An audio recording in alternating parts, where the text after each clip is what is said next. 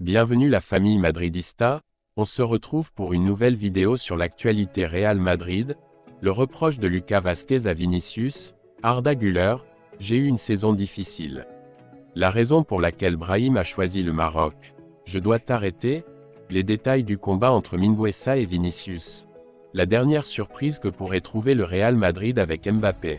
Rejoins la chaîne, en vous abonnant pour rater aucune de nos nouvelles vidéos. Je vous partage tous les infos du Real Madrid chaque semaine, n'hésitez pas à vous abonner en activant la cloche de notification pour suivre toutes les dernières informations du Real Madrid. Je vous dis tout, on commence. Le reproche de Lucas Vázquez à Vinicius. Vinicius ne devrait pas faire ça, a déclaré l'arrière latéral du Real Madrid en référence à son transfert à Mingueza. Malgré cette tape sur les doigts, Lucas a ajouté que le football de Vini est impressionnant et il mérite de payer le prix. Vinicius a encore une fois assemblé la queue lors du Real Madrid, Celta. Le Brésilien a reçu un carton rouge suite à une poussée sans ballon en jeu sur Oscar Mingueza. Ses coéquipiers le défendent, mais ils sont également conscients que dans n'importe quel match, il peut les laisser à 10 et l'un des vétérans, Lucas Vázquez, lui a rappelé qu'il doit se contenir. Dans des déclarations à la télévision espagnole, Lucas Vázquez a déclaré que Vini ne devrait pas faire cela, en référence à son action avec Mingueza, tout en ajoutant que ce n'était pas une poussée agressive, le carton jaune est mérité, mais ce n'est pas pour le rouge. Il s'agissait d'un pitch rapide et brûlant, il est difficile de résister aux provocations. Lucas se consacre désormais à la défense du Brésilien. Il est accusé de beaucoup de choses et il lui incombe de prouver sa valeur sur le terrain. L'arrière blanc a voulu se concentrer sur le côté purement footballistique de Vinicius et a souligné que son jeu est impressionnant, cela vaut la peine de payer un billet pour le voir. Lucas Vázquez est l'un des footballeurs qui fait le plus d'efforts pour tenter de corriger Vinicius Junior, bien que comme les autres, avec peu de succès. Arda Güler, j'ai eu une saison difficile. Jouer au Real Madrid est difficile, mais je pense avoir la qualité et le caractère pour le faire. Arda Güler a célébré son premier but en tant que joueuse du Real Madrid en complétant la victoire contre le Celta, 4-0. Le Turc a complété une passe en profondeur de Dani Ceballos, après un coup franc malicieux de Fede Valverde. Il a dribblé Gaïta et a marqué dans un filet vide. Güler l'a célébré avec style, tout comme ses coéquipiers, conscient que le jeune footballeur a traversé une période très difficile à cause de blessures. Le Turc est arrivé avec une blessure au ménisque et a dû subir une intervention chirurgicale. Et il a encore souffert de 2 blessures musculaires qui ont retardé ses débuts sous le maillot du Real Madrid jusqu'au 6 janvier, lors de la 3e journée de la Coupe du Roi contre Arandina. Carlo Ancelotti ne lui a guère laissé d'opportunité depuis. Que ce soit parce que le footballeur a encore besoin de rythme de compétition après tant d'inactivité, que ce soit à cause de sa jeunesse, ou encore parce qu'il ne lui fait pas vraiment confiance. Quoi qu'il en soit, la réalité est que Güler n'a joué que 93 minutes pour l'équipe blanche, répartie sur 6 matchs. Et hier, après tant de mauvais moments, il a finalement dû vivre le revers de la médaille. S'adressant à la presse de son pays, le Turc s'est réjoui de pouvoir célébrer ce qu'il espère être le premier d'une longue série de buts avec le maillot du Real Madrid. C'était fantastique de marquer dans une atmosphère aussi fantastique. Je suis très heureux et j'espère marquer plus de buts. Je vais travailler dur pour eux. Güler a reconnu qu'il a eu des moments difficiles cette saison. Je tiens à remercier tous ceux qui m'ont soutenu, car j'ai eu une saison difficile jusqu'à présent. J'espère que les choses s'amélioreront à partir de maintenant.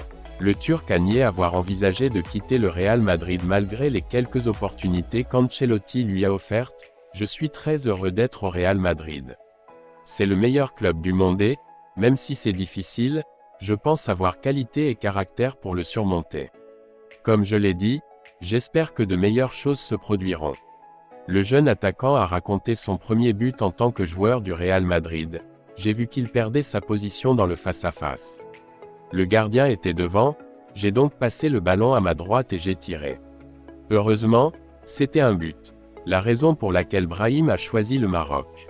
Le joueur du Real Madrid a choisi de jouer avec le Maroc en raison du refus de Luis de la Fuente de divulguer s'il allait être convoqué ou non pour la prochaine fenêtre. Il voulait savoir avant tout le monde pour prendre une décision, mais l'entraîneur a refusé parce que cela lui donnerait un avantage sur le reste des joueurs. Brahim Abdelkader Diaz a décidé de jouer avec le Maroc et d'exclure l'Espagne. Le joueur a accepté la nationalité du pays voisin et devra renoncer à celle espagnole car il n'existe pas d'accord de double nationalité entre les deux pays.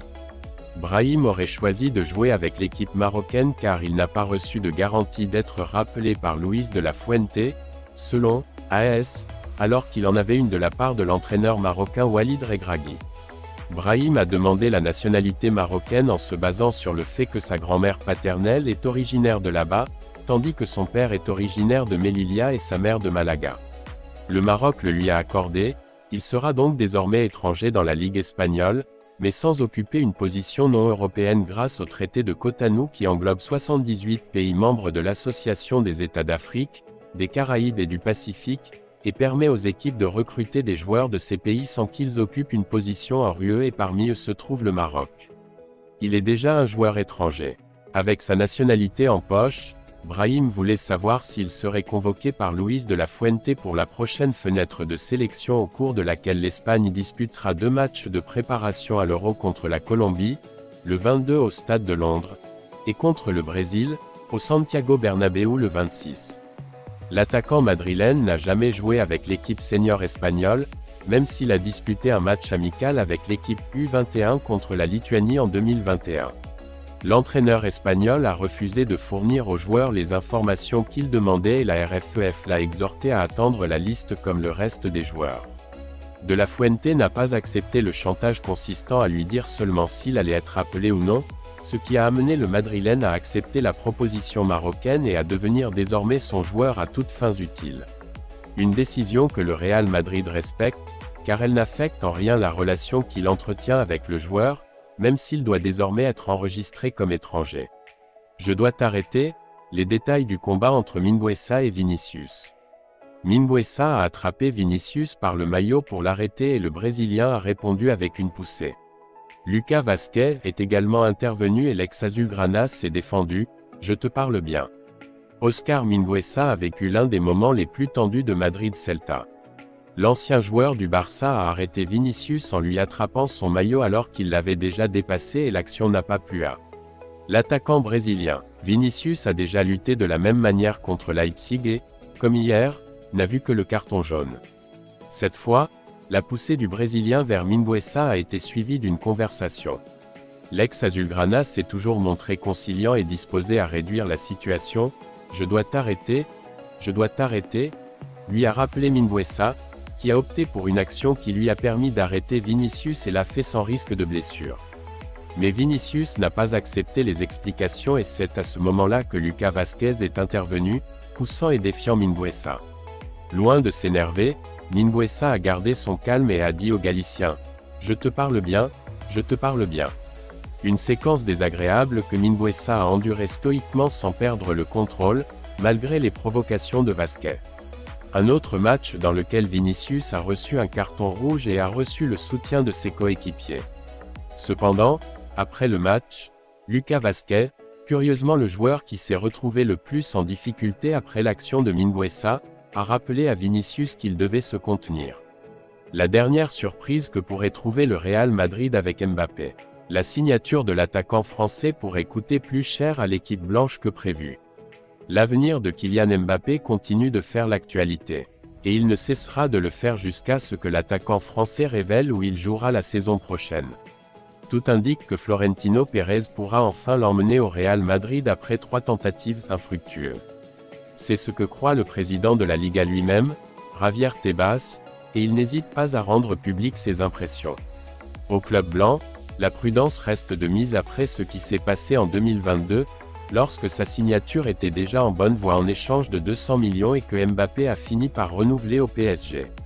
Personne à Chamartin ne fait confiance à l'international français. Et ils s'en sortent bien, car l'opération est pleine de surprises.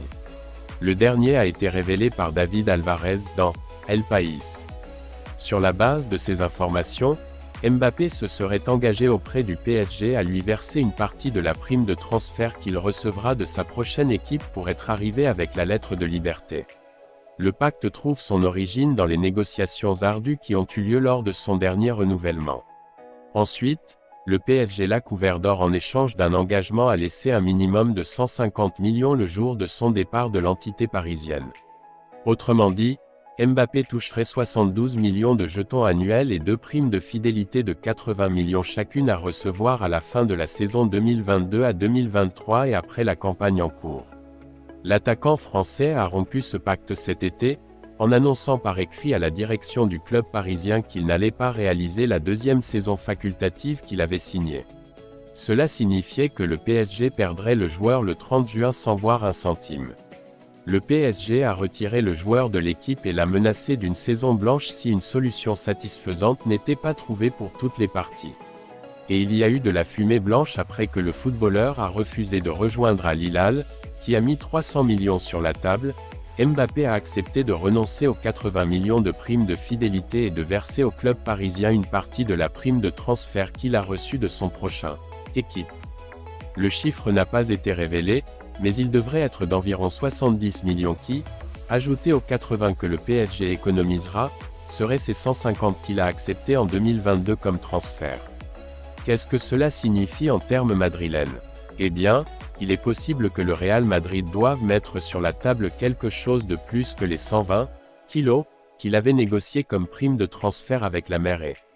Représentante de Mbappé, Faisal Amari.